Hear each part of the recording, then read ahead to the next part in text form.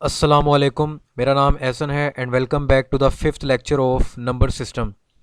Last class में मैंने आपको डेसिमल को बाइनरी में कन्वर्ट करना सिखाया था। आज की इस क्लास में मैं आपको डेसिमल को ऑक्टल में कन्वर्ट करना सिखाऊंगा। रूल्स बिल्कुल वही सेम है जो हम लोगों ने लास्ट क्लास में जिस तरह से किया था कि आपको मैंने बताया था कि जब भी हमने डेसिमल से किसी और नंबर सिस्टम में जाना है तो जिस नंबर सिस्टम में जा रहे हैं उसकी बेस से अपने डेसिमल को डिवाइड करना है और तब तक डिवाइड करते रहना है जब तक कि हमारा डेसिमल ज़ीरो नहीं बन जाता।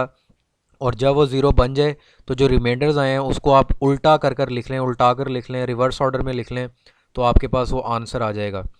अब जैसे हमने डेसिमल को जब ऑक्टल में कन्वर्ट करना है तो सिर्फ जो डिफरेंस आएगा लास्ट लेक्चर से वो ये है कि अब 2 पे डिवाइड करने के बजाय हम 8 पे डिवाइड करेंगे। और यहाँ पर मैंने डिवीजन पहले से ही जो है वो की हुई है ताकि हम टाइम को अपने सेव कर सकें। अब 72 को 8 पे जब हम डिवाइड करेंगे तो 8 9 ज़ा 72 है और हमारे पास ज़ीरो बच जाएगा।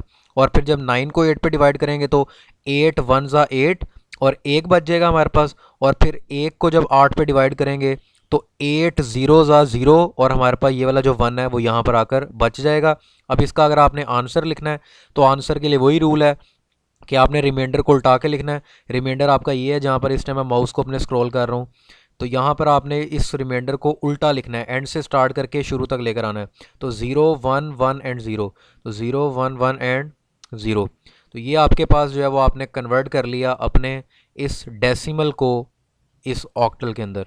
सो आज की क्लास को यहीं पर हम वाइंड अप करते हैं। नेक्स्ट क्लास में मैं आपको इसी डेसिमल को हेक्सा में जो है वो कन्वर्ट करके दिखाऊंगा। So that's all from